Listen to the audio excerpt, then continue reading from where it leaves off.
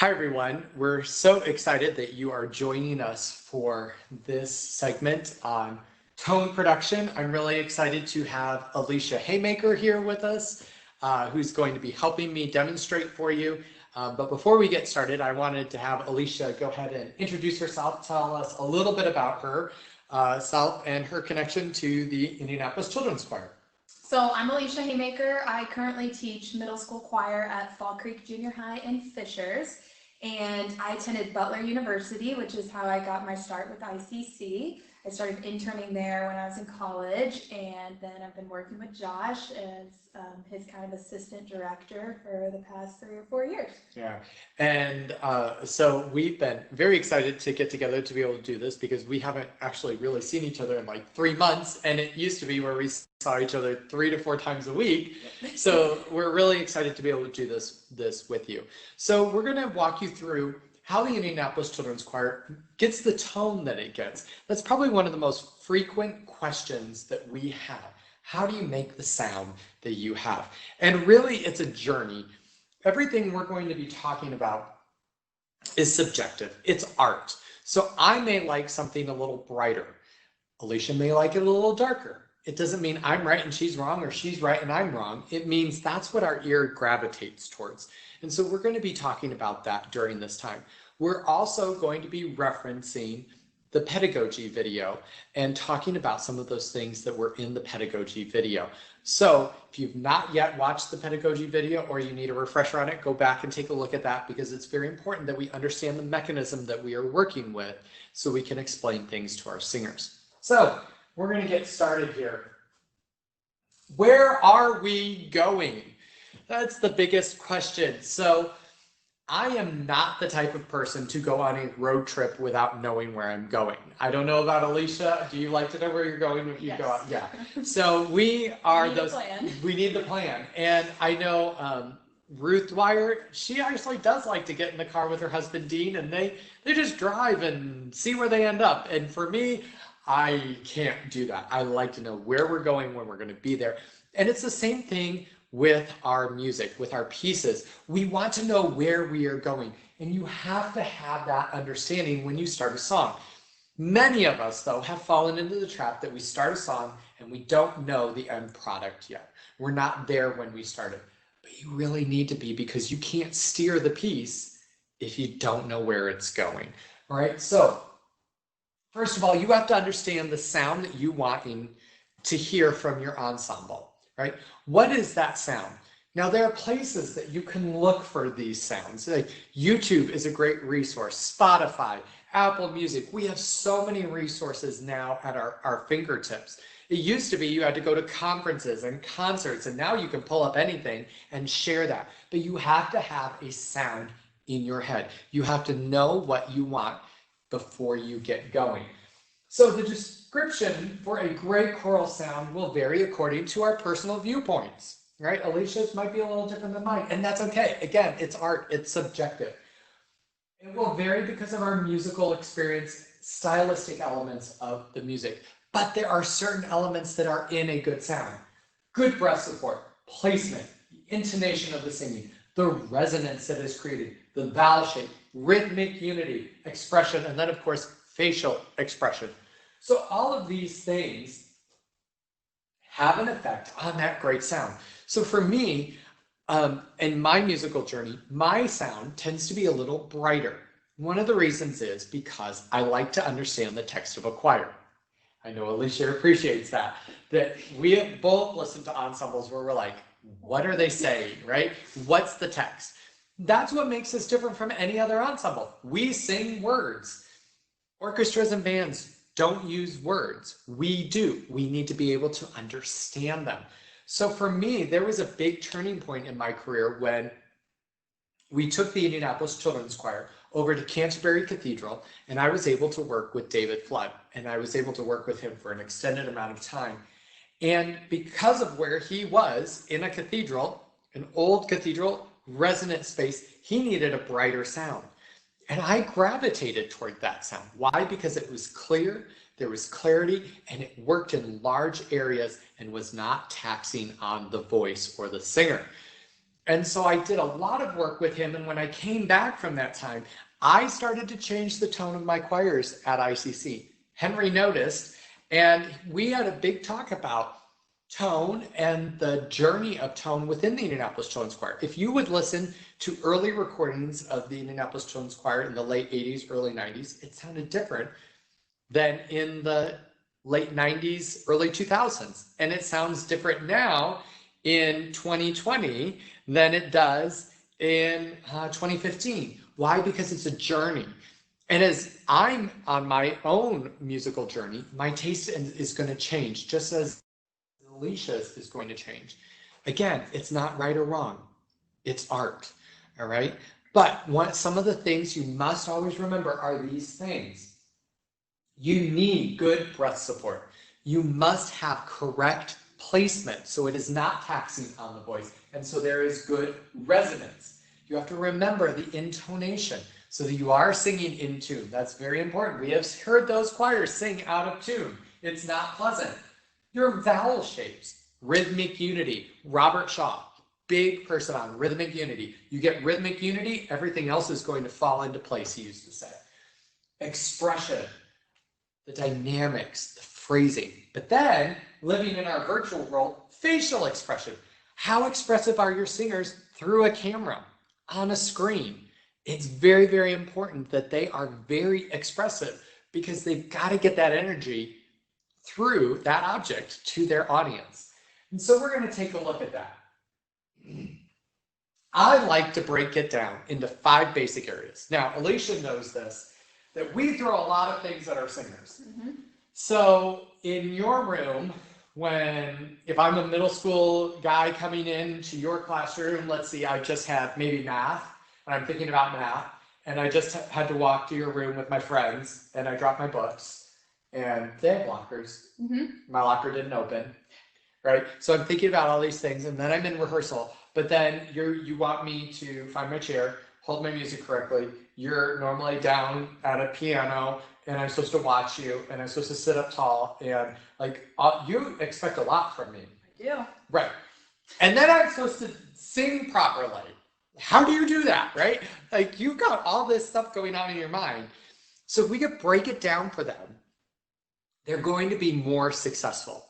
And most of this is untraining bad habits. Most of our singing is untraining bad habits. When I went to college, Alicia, when you went to college, you probably found most of our lessons were untraining things that we were doing wrong. Yep. It was getting rid of those bad habits that we have received. So if we could teach our students from a young age good technique, think about how far they're going to be when they get into college if they choose to go into music. So I like to break it down into 5 basic areas: breath, soft palate, placement, tongue, and lips. That order is because of the way it moves. You start with the breathing. It goes up the windpipe.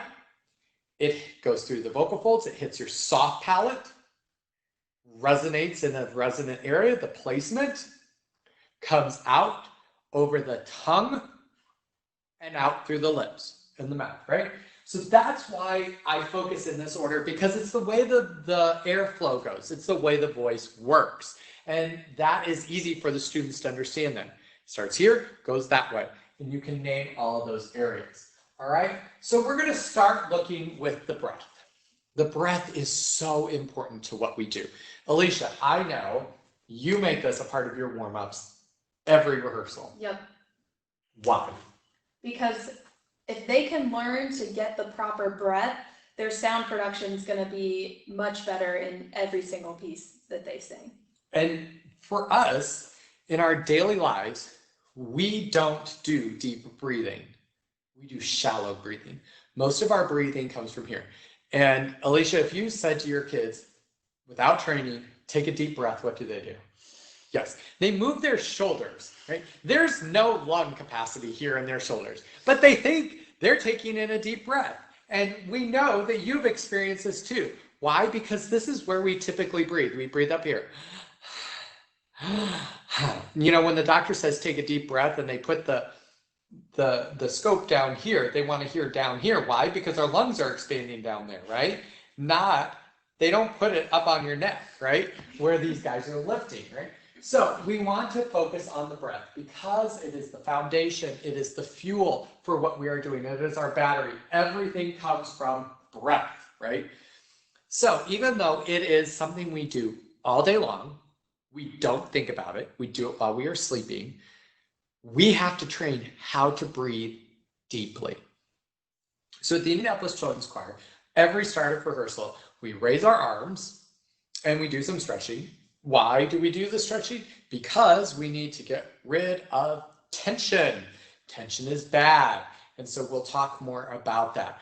But we want their body to be very relaxed so they can breathe deeply. The more relaxed, the better breath they're going to get. So then we raise our arms, we take a breath in through our nose and mouth. It's called an efficient breath. It opens both air passages quickly, and we fill up down to the bottom of our lungs. Now, before I do that, let me make a note about how big our lungs are. Okay, I always have the kids find their rib cage, right? So here's the bottom of my rib cage. It goes up right here and down here. Okay, so if I find that bottom part right there, okay, that's right above my belly button.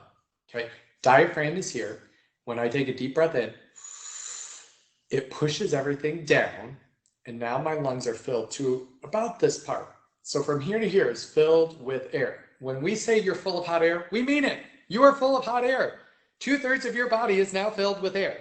And when we ask kids to take a deep breath in, they get a little self-conscious because this air goes out. Okay, you did not gain 10 pounds in 2 seconds when you breathe in. Why? It is your diaphragm pushing down. We're going to talk more about that. All the intestines have to go somewhere. So what happens? Your skin is elastic, it expands, and everything kind of squishes between your pelvis bone and your diaphragm. And that's why that happens. You also know by that they are breathing correctly. They are breathing deeply. So we want to breathe all the way down to the belly button. So we're going to reach in, push out, reach in again, push out, reach in one more time, push out.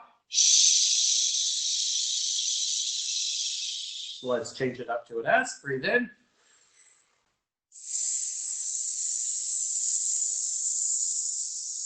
Let's change again.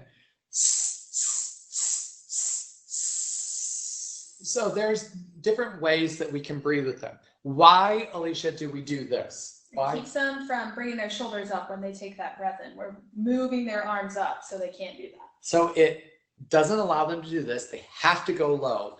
The other thing that I do with more advanced singers is I have them put their hand down by their belly button, and I tell them to breathe to their belly button.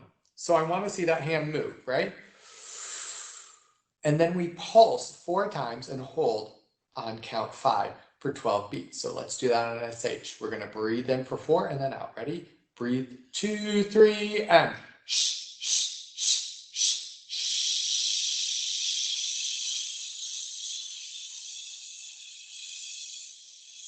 Very good. So that's one phrase right there for you, right?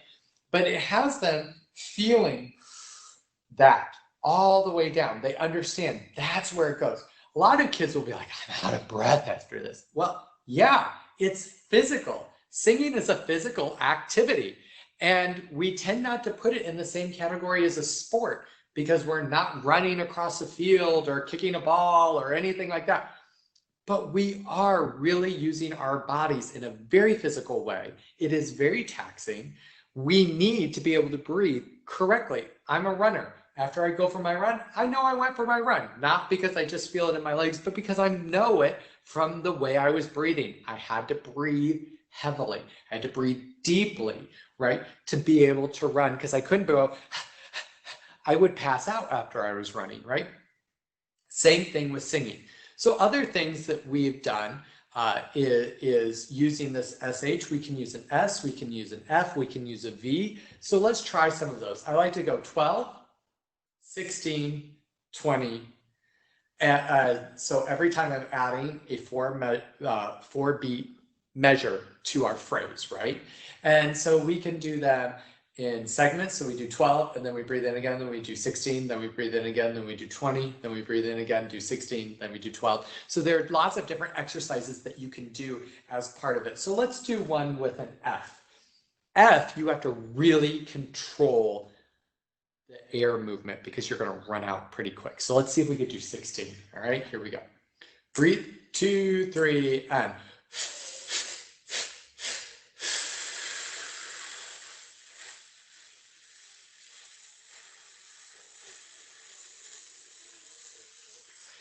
That was 16. That's hard. Okay? If your kids can do this, they're building up that ability to sustain that phrase. It's going to help you later on. And again, it's going to really help with your tone. We also have done things where we've done yoga and Tai Chi. So we breathe in and push out.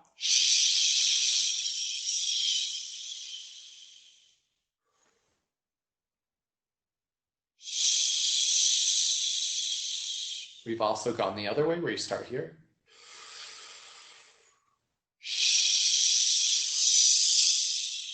So they feel how it goes up and out, right? So change it up, use those different resources, all right? So if I take a look at a diagram, this is what we're looking at. Your lungs going all the way down to the bottom of your rib cage. So you see the picture of the lungs and the wind tract, the vocal tract here as it's called.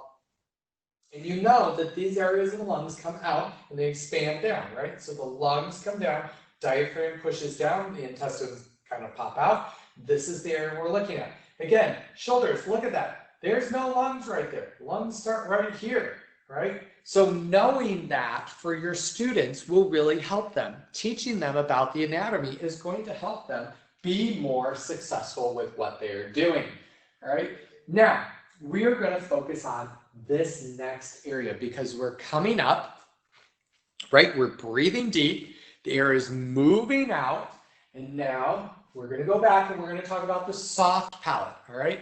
Now, in the vocal tract, air comes up, okay, through the trachea. Vocal folds are right here.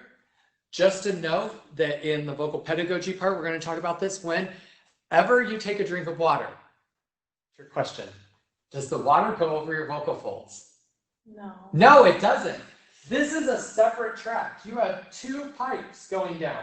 One goes to the lungs, the other goes down into the stomach. When you take a drink of water, it doesn't go over the vocal folds, right? When your throat is dry, it's actually going down the other side, going down to your stomach. The way your vocal folds get water, get hydrated, is from the water entering your bloodstream. So whatever you drank the day before is what actually you are running off of today. So if you're dehydrated today, you better be drinking a lot of water because the only way you're going to have that feeling go away is tomorrow because it takes 24 hours to get all of that into your bloodstream, right? So just know this is a separate tract from what goes where all the liquid and food goes, all right? Nothing goes down this. It closes off, right? This little thing right there closes off. You see it right there. It closes when those things come in. Nothing goes down in this area.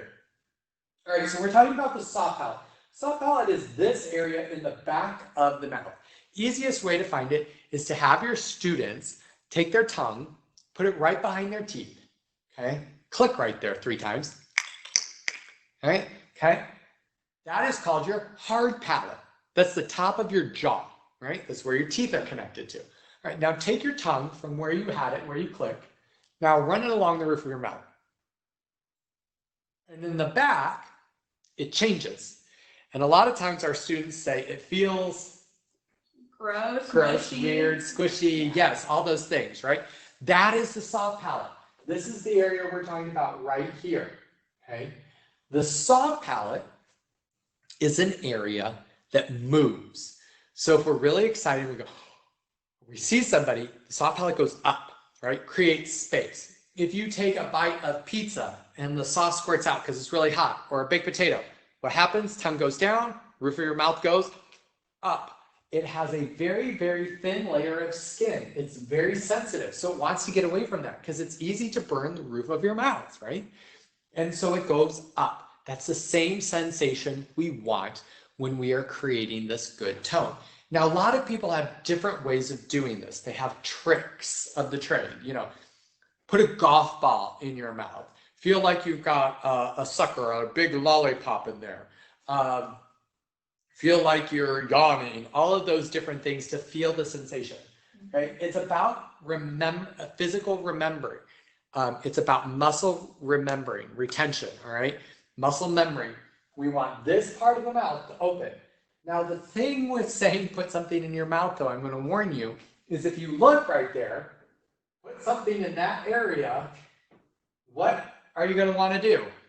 Swallow it, right? So just remember, whatever you say is in your mouth, you need to say, it's like right behind your teeth, right?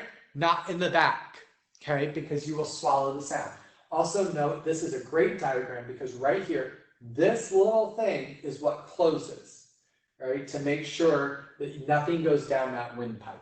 All right, nothing goes down that windpipe. So we're going to talk about the soft palate. So lifting the soft palate. So Alicia, would you say, I speak like this? I speak like this. But I sing like this. But I sing like this. So you notice that by lifting the soft palate, we have created space. The more space you have, the more sound you have. So if you think about a guitar versus a ukulele, which is going to give more sound? The guitar.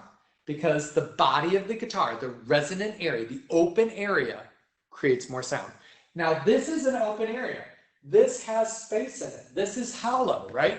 That's why, like my daughter, my 11-month-old daughter, went on a bike ride, and it was in the seat in the back of the bike going, as we were going down the sidewalk, because every time I hit one of those little divisions, it would bounce the bike a little, and she liked hearing why can we make it sound like that? Because it's hollow right here, because this is a resonant area. This area is resonant in our lower register, chest voice. This is where that sound comes from. Head voice, upper register, comes from here, right? The creation of space in the mouth, and then what we're going to get to, a placement with the sinuses, all right? So we're going to work on lifting that and just talk about a little bit about that. So would you give me a nice woo, woo, woo? Anytime you're doing sighs or sirens, that's lifting the soft palate. If you did them without lifting it, ooh, ooh, you can't get very high, all right? So that sensation, if a singer can sigh, they can sing those notes, all right? That is that sensation. So we now are lifting the soft palate, and then we're going to talk about placement because these two things, oops, wrong way, go hand in hand. These two parts really go hand in hand. So placement, as I said, I tend to have a more forward placement, but it keeps everything pointed and in line and allows you to understand text, all right? This is the part that helps with resonance. There's an Italian term called chiaro scuro, light, dark. Chiaro, light, scuro, dark. All right, and it's the mixture of light and dark, sort of like a carburetor in a car. The mixing of those two that creates the tone. All right, this is part of the bel canto technique, which is what we teach at the Indianapolis Children's Choir, that classic technique of singing.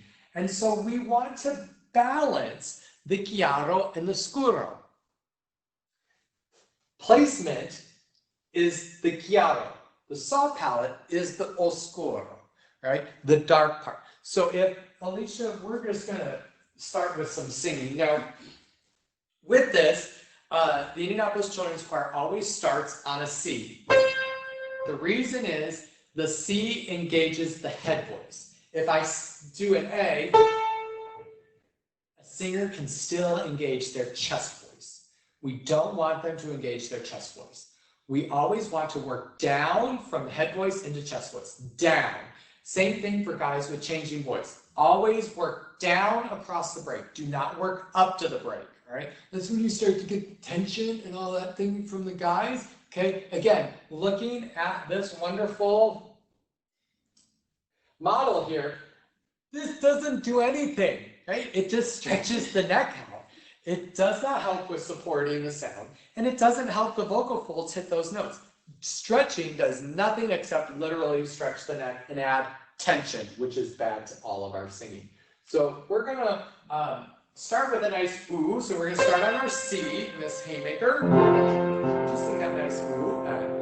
All right, now we're gonna walk down and we're gonna go so, fa, mi, re, do. But we're singing it on ooh. So we're starting F major, working down. Here we go. Nice ooh.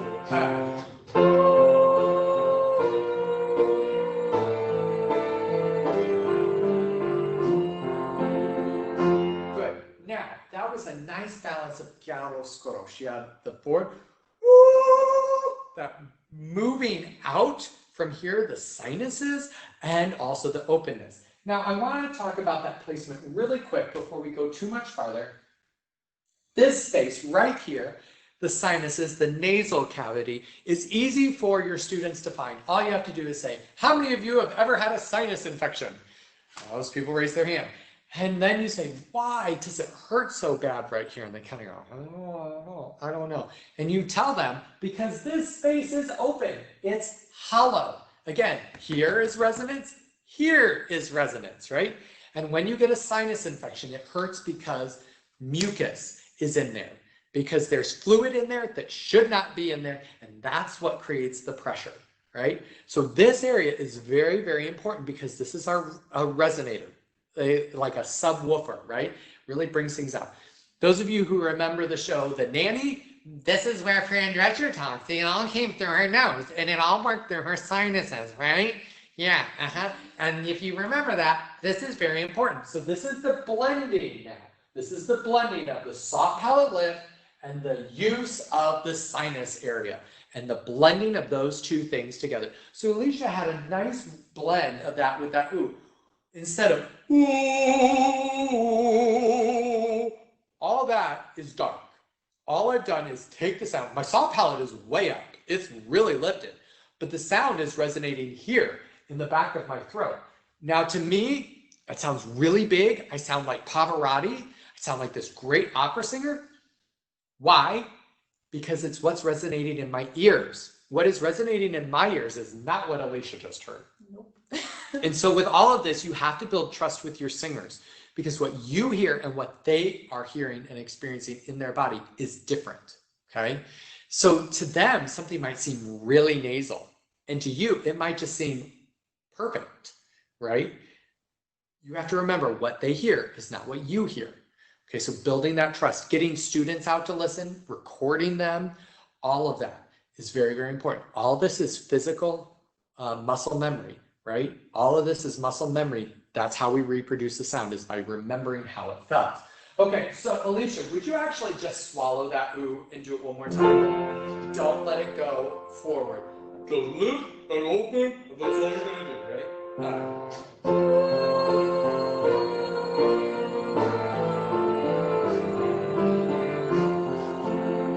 Now, would you make it really, really forward, really nasally, like Fran Drescher? And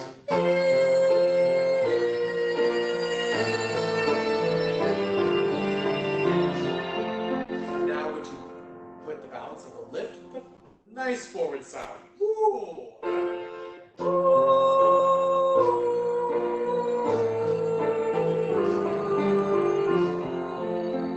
So you see, you have to balance those two things. The next vowel, we do our vowels oo, e, o, ah. The reason is placement and tongue and jaw position, right? Oo, nice and open, lifts the soft palate, starts to bring forward. E, tongue goes down, keeping the lips round. E, say,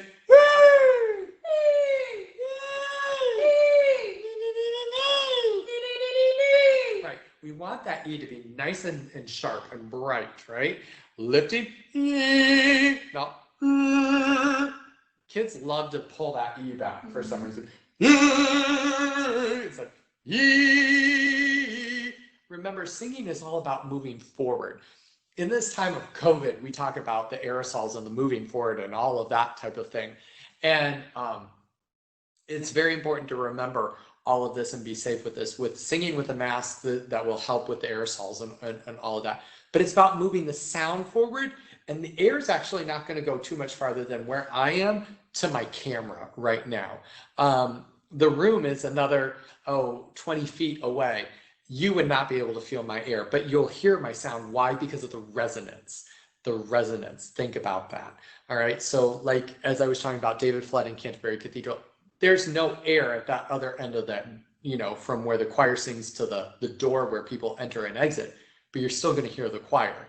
Why? Because of the resonance of their sound and the space, right? So we need to remember that as we're talking about how to produce this tone. Resonance is key. All right, so let's do an E, Miss Haymaker, and let's make it really bright, like Fran Drescher. Really, here we go.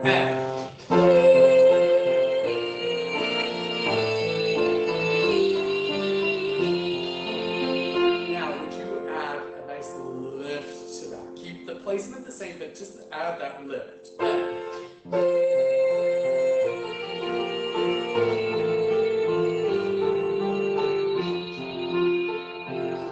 So you see, if you take them one way, then you add another, and you're just mixing, you're having them feel that sensation. And that E was really nice, and we're understanding that it's an E. Next one is E. If we say E, I like to think of EH.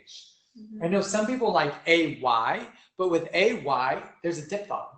A. Well, what part of that do you want me to sing? A. Right? If you think EH, hey, how you doing? Hey, good to see you. Hey. It drops the jaw, it gets very, very relaxed, and it pulls it forward. Hey, right? You feel it here. So let's do some Would you put a nice movement with this?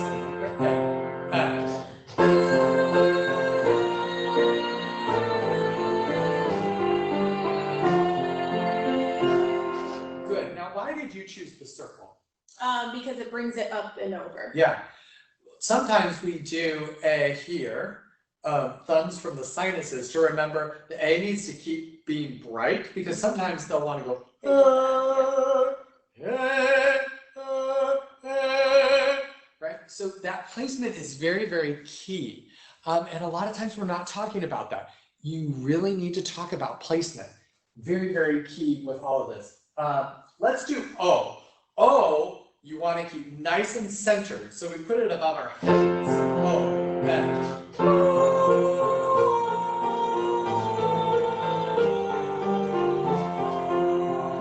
And the last one is Ah. A lot of people with Ah, the jaw has to be very relaxed. Ah, ah. Our lips naturally go to a round state. We've all had those people look at us like, what are you talking about, right? Ah, oh, oh. That's all we want it to be. It's just nice and relaxed and nice and tall. We do a nice movement like this just to remember our jaw's supposed to come down. But that ah has to stay forward too. The sound again goes out, not back in. Oh is in. Oh is out. Right? There's a big difference with that. Again, but it sounds different in my head. So you have to train your students with that. Let's say ah. Here we go.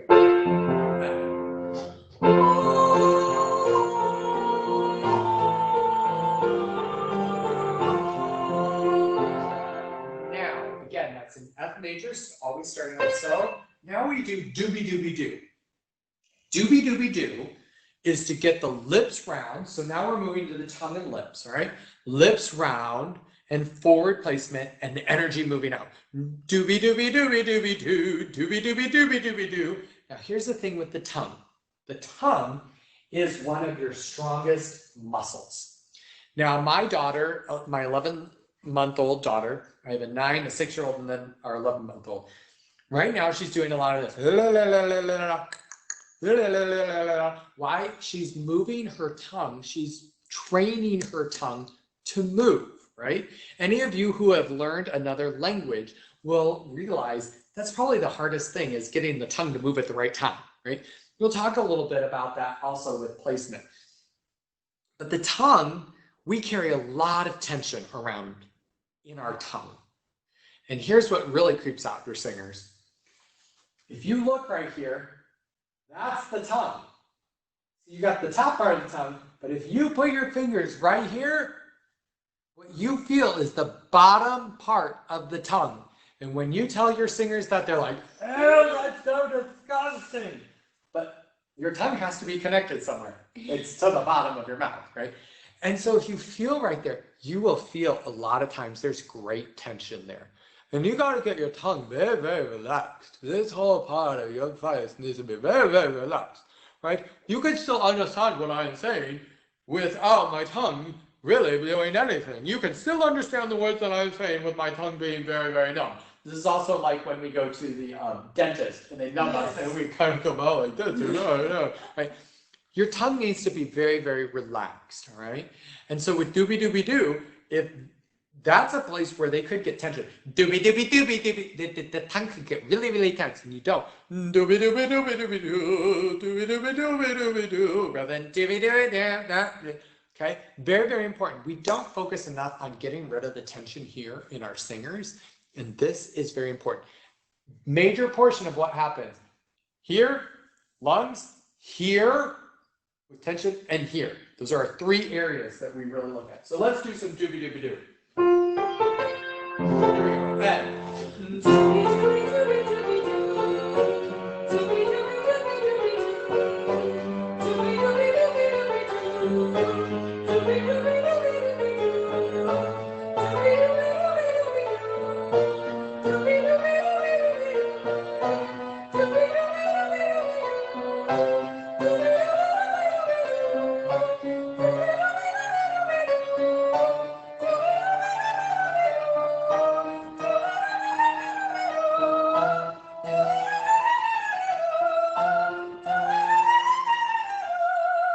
we go.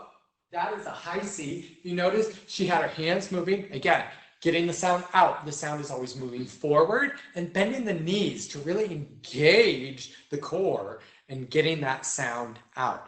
All right, those are our basic warm-ups that ICC does. Stretching, breathing, sing your C, down, oo, e, o, ah, and then doobie doobie doo. Every choir does that at the beginning of every rehearsal. So let's talk just a little bit about our warm-ups that we do and how we get that tone, because your teaching starts the minute you start your warm-ups. It does not start when you open the octavo, right? Everything you do in warm-ups should prepare you for what you're going to do later on in your lesson, to get you ready and to set all the students up. So they're like, oh my gosh, Miss Haymaker, that was what, that goes here. And like you see the light bulb go on and all of a sudden the technique is already there and then you don't have to worry about it because it's already done, right? So warm-ups is where the rehearsal starts and the teaching begins. So why do we do warm-ups? Well, as I was talking with Miss Haymaker, I just came into the class. My book's dropped. I couldn't get my locker open. I had a fight with my friends while I was walking down the hall. I just took a math test, totally bombed it. And now I'm supposed to come into her room and be a singer. Right. Yeah. This is the time where we find the inner singer, right? Or as Weston Noble called it, the singer's spirit. I love that phrase, the singer's spirit. And it sets the tone for the rehearsal, right? It gets us all ready to go. We have to leave all that behind because we have to get rid of all the tension in our body. And if I just totally bombed my math test, do you think I'm tense or not tense? I'm tense. And you're not going to sing very well when you're tense. You've got to get rid of that. We rehearse our choirs for ICC in the evening, late afternoon and evening. They may have come in from the car and just had a fight with mom and dad, or their brother and sister are picking on them, or they didn't get their homework done, or, you know, all this stuff. We have to get rid of all of that so we can focus on singing and get them ready. Again, the body's the instrument. So we have to prep the body and get ready for that. Prepare mind, body for singing.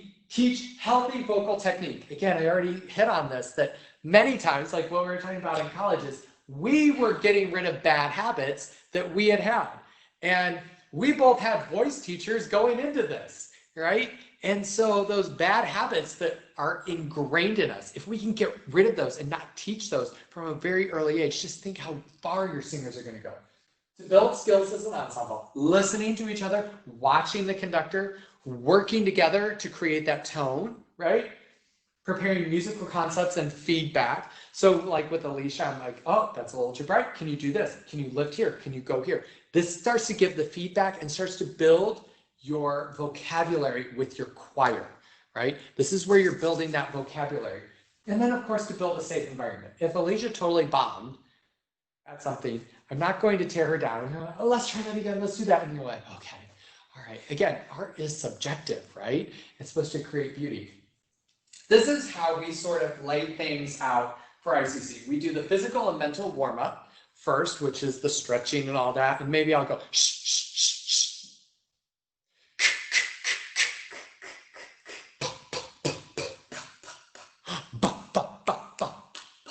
Right, so we're tricking them, or I might be like, okay, I'm going to start it, and then you're going to go, but I'm going to keep going. So I'm not going to stop. So do whatever I'm doing next. So, shh. Ba, ba, ba, ba. Right, so you can play those games and their minds going, oh my gosh, what's going on? What's going on, right? And you get them going. Breathing, again, breathing. Get them breathing. Yes, we do it all day, every day, 24/7. We don't stop breathing. However, we need to breathe as a singer. We need them to breathe as a singer because their breathing really happens up here. Our breathing happens down here. Tone and vowels. So at ICC, we do our ICC warm-up of oo, e, o, ah, right? And getting those tones all locked in. Now, let me talk about those vowels for just 1 minute. I'm going to sing one vowel for you and just focus on one aspect, and that's going to be the lips. I'm going to breathe properly, I'm going to lift properly, I'm going to place properly, tongue will be relaxed, but I'm only going to change my lips. So here I go.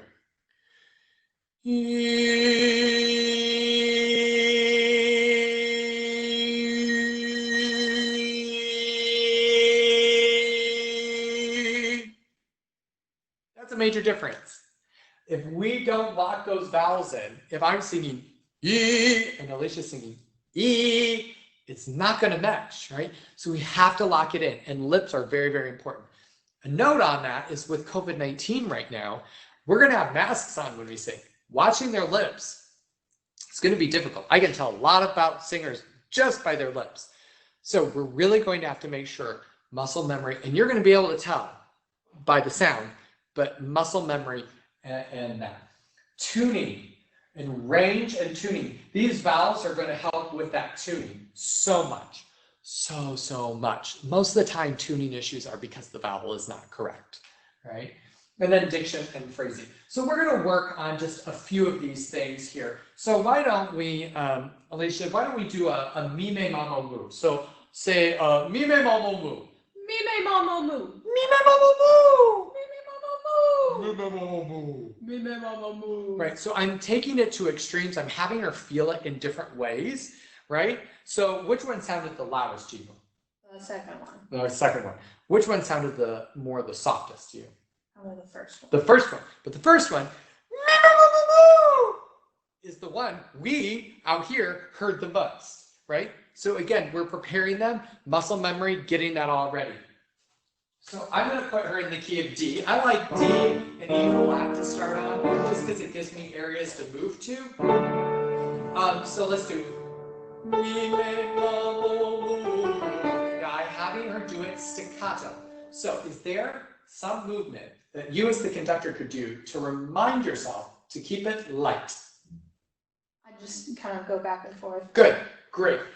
So thinking of that, again, all of this, I'm going to go back here. All of this, you can't touch. I mean, you can touch from the outside, but you can't see and touch.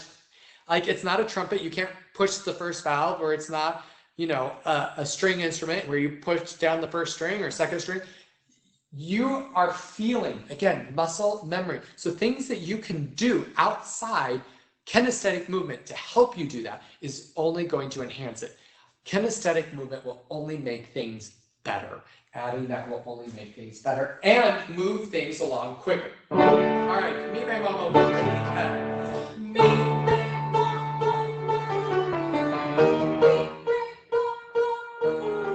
So in there, mi, me. Could the me be a little higher, do you think? Okay? So I'm giving feedback during this. I'm not just letting it go. Do not let your singers go on autopilot. After time 3 or 4, they're done. They've already gone on autopilot. Here we go. And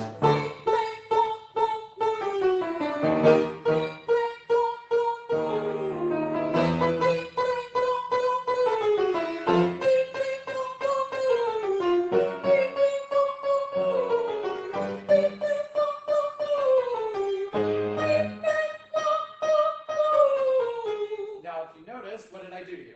Sped up and then he slowed down. I changed tempo. Why? Because I wanted to keep her thinking about what was happening. Again, your students will go on autopilot after 2 or 3 times. They're done. All right. Now, keeping that me, ma, you're hitting the same note. It's very easy for our singers to hit once and the soft palate to start to fall. Me, me, ma, mo, moo, because they're prepped.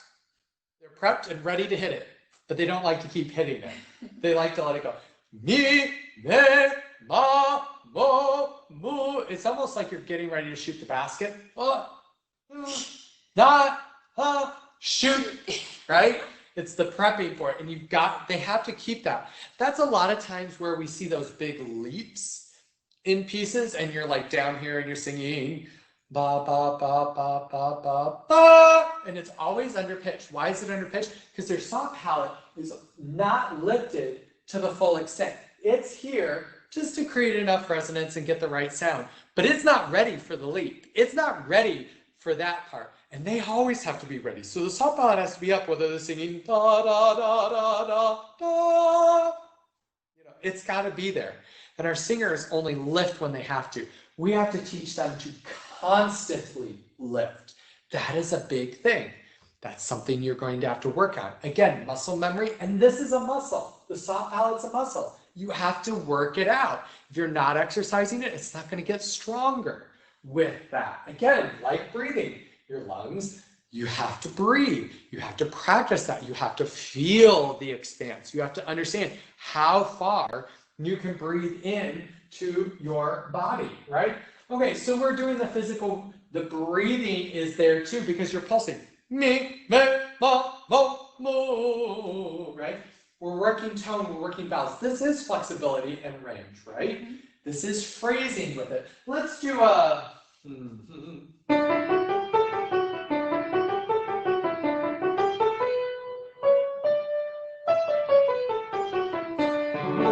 do a doobie doobie doobie doobie doobie.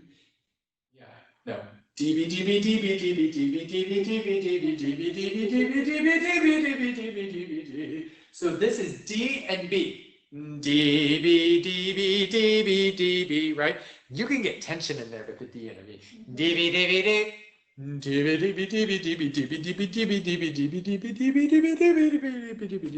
You want to remain light. This is buoyant. D, B, D, B, D, B, D, B, D, B, D, B, D, B, D, B, D, B, D, B, D, B, D, B, D, B, D, however you want to do it, right? Be creative with it. This is definitely flexibility, but this is diction. Right. Range, flexibility, D and B, D, B, D, B.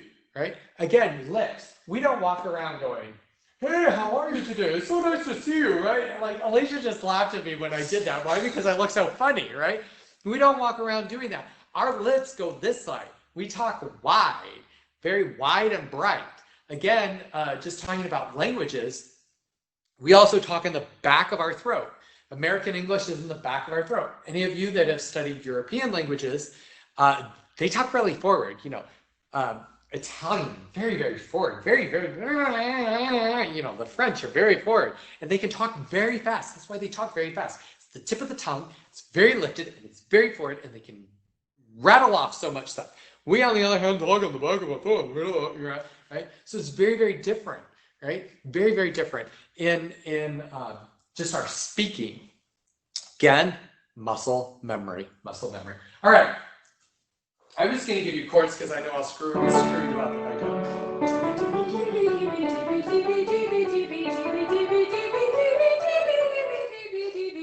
That's it. All right. Make it nice and round and nice and tall. Here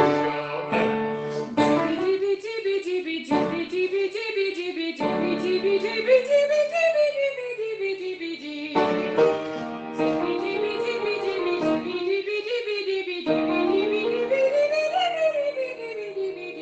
you do something that helps you through the top? Yeah. A lot of times, again, with all we're doing this is not just to warm up the voice and get it ready and work on all these things, but it's to prepare for whatever song we're doing.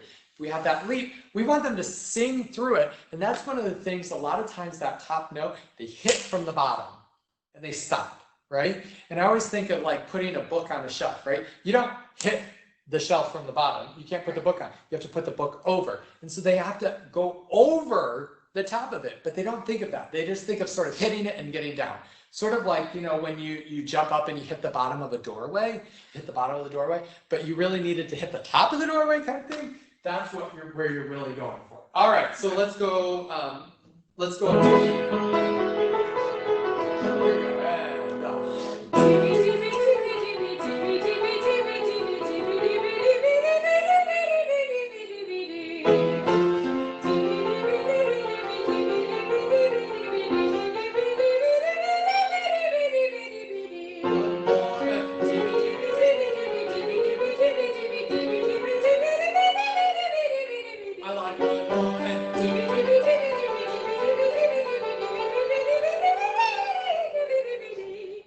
So I started to speed up on you, right? But did you notice that this all of a sudden just fixed it? So how many things can we do with our gesture just to help fix those issues, to help them remember all of these things that we're trying to let them know about that they can't really feel? So to go back, 5 basic things. This is how we get that tone. This is how we get the tone. But remember, we're going to start back here. What's the sound? What's your roadmap? Use YouTube. Use Apple Music and Spotify. Listen to great choirs. Alicia can also tell you, along with me, we've had our choirs listen to not so good ones. Yep. It became an anchor in their brain. It was mapped. It was remembered. And they started singing the piece and you're like, where in the world did that come from? Why? They heard a bad vocal model. Never put out a model there that you don't want them to emulate. Again, you are a vocal model for them. Your sound is going to be their sound. If I sing bright, they're going to sing bright. If I sing dark, they're going to sing dark. Remember, you are a reflection of your choir. They are a vocal reflection of you and your sound. So know your sound, know your roadmap. Where are you going? What choir do you want to emulate? What choirs do you think have a good sound? What choirs are pleasing to you? How do you get there? How do you have the great sound? How do you figure that out? What breathing techniques can you do to help teach that? How is your soft palate lifted? Are you really working that? The placement. What's the chiaroscuro? What's the blend between the soft palate and the forward placement? Maybe it's a little less, maybe it's a little more. I don't know. It might change according to the piece. That's one thing that I so appreciate about the Indianapolis Children's Choir. Our tone changes with the piece. A beautiful Mozart art song does not sound like a gospel song. The tone changes. They are different. And so you rebalance accordingly, right? The tongue. Don't forget about the tongue. This thing is forgotten about so much, and there's so much tension, and there's so many issues that if you just get them to relax their tongue, they're going to go away. They're going to go away. The other thing is the lips. This is huge. Out of everything here, this is the main culprit to most issues in choir. Most issues come with the lips. Why? Because our lips go like this and not like this. And then you tell them to be expressive. So what do your kids do? They smile. And then you're like, smile like your eyes. This is something that's different. Again, muscle memory. It's something new. We have to teach it. We have to ingrain it. And we have to help them through. All of it starts, though, with our warm-ups. All of it starts there with the warm-ups. How we do that. How we make it a safe environment. All of these things that we talked about, that we're focusing, that we're preparing the body, that we're teaching the healthy technique, that we are teaching them to work as a team, as an ensemble. We're giving them feedback and we're building this safe environment for them to do. Let's do another one. Let's do a mill, mill, mill, mill, ma. This one, This one, Alicia will tell you I do a lot, but this is one where kids are like, meow, meow, meow, meow, ma. Yeah. Relax the tongue, drop the jaw. Nothing should really need to move with us, right? All right, so here we go.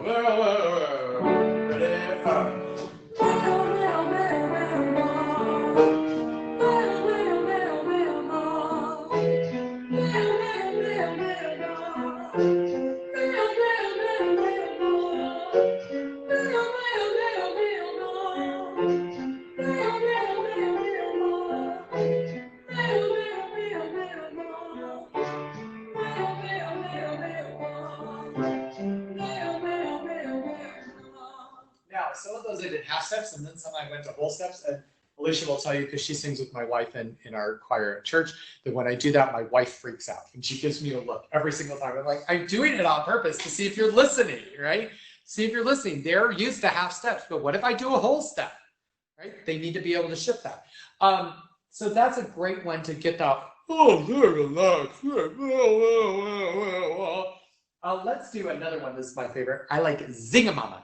Zingamama, Zingamama, Zingamama, Zingamama, Z. Okay? And rings are very important. And that's going to feel weird to the kids. This feels very odd to them, unless they talk nasally. Then it's fair. But most don't talk nasally. Zingamama, Zingamama, Zingamama, Zingamama, Zing, Zing, Zing, Zing, Zing. It really brings it forward. It gives a lot of energy. But then you've got to balance the Z with the Z. Zingamama, Zingamama, Zingamama, Zingamama, Zing, Zing, Zing, Zing, Zing. So we're working on so many different skills there. There's a good breath support. It's the vowel shape. It's the flexibility. It's the diction. All right, here we go.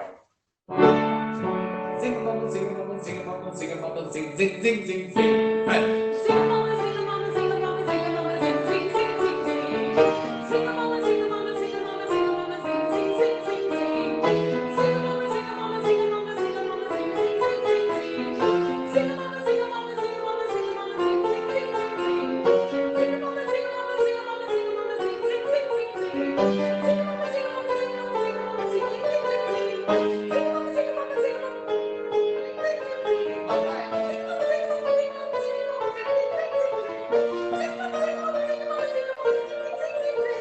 Speeding up on Alicia. She's like, right? So it's the breathing, it's all of that. Those types of things. There are some great warm-up books out there. Go and look at them. Not all warm-ups are great, right? They're not all great. Some of them you kind of go, what in the world is this doing? Always know why you are doing a warm-up. Do not just do a warm-up to do a warm-up. Have a purpose. Everything needs to have a purpose. It needs to reflect what you are going to do later on. It needs to be based on your music. So say we were doing a piece in minor. I would do a warm-up in minor rather than major, you know? So you could do,